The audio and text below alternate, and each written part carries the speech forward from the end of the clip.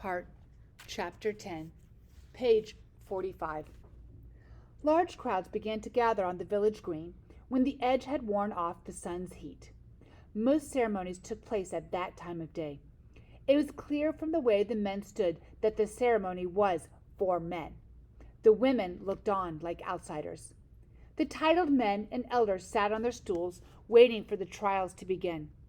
In front of the men was a row of 9 empty stools. 2 groups of people stood at a distance beyond the stools, and they faced the elders. There were 3 men in one group, and 3 men and 1 woman in the other. The woman was Mgbafo, and the 3 men were her brothers, and the other group were her husband, Uzawulo, and his relatives. An iron gong sounded. Then came the throaty and awesome voices of the Gwegwegu. The drum sounded again, and the flute blew. The air was filled with trembling voices as the spirits of the ancestors greeted themselves in their strange language.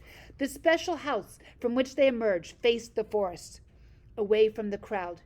The crowd saw only its back with the many-colored patterns and drawings done by specially chosen women. These women never saw the inside of the hut.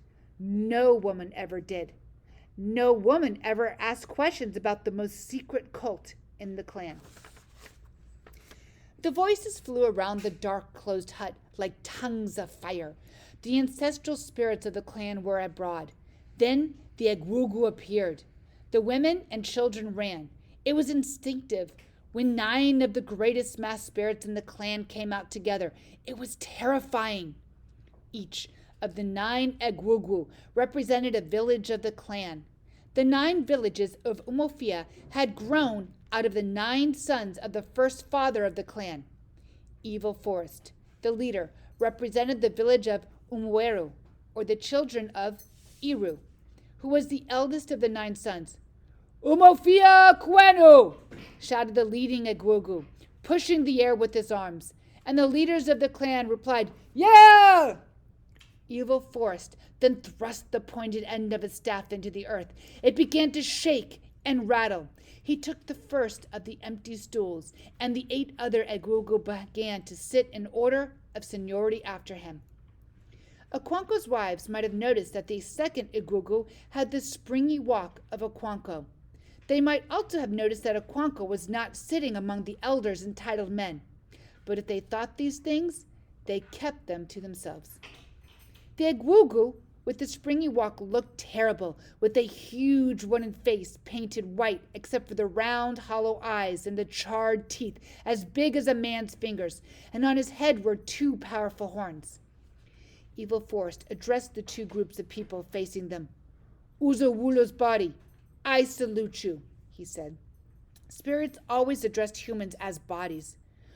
Uzawulo bent down and touched the earth with his hand as a sign of submission.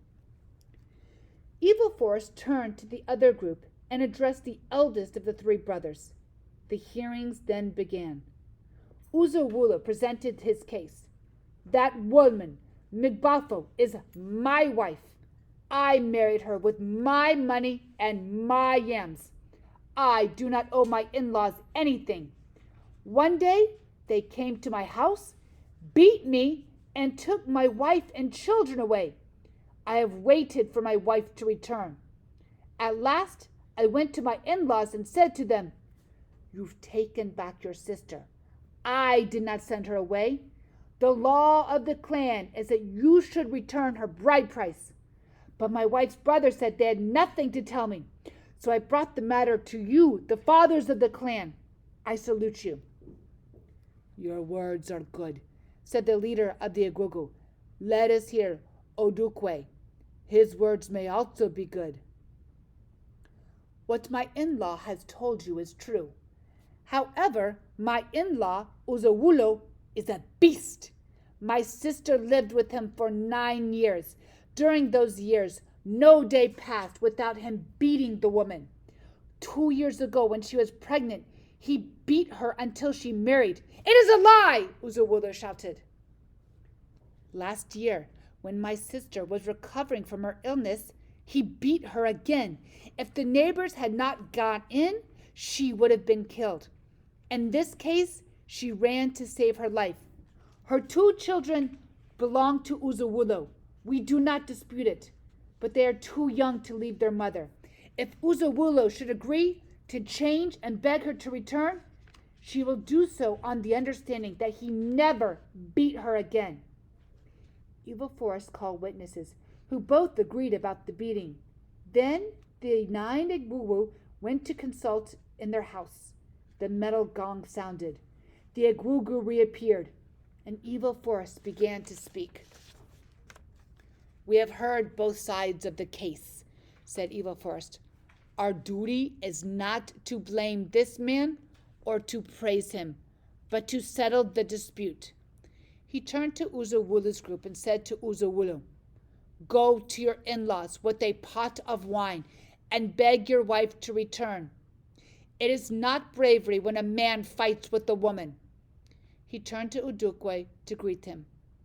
While they spoke, 2 other groups of people had replaced the first, and a great land case began. Answer the questions 1 through 3.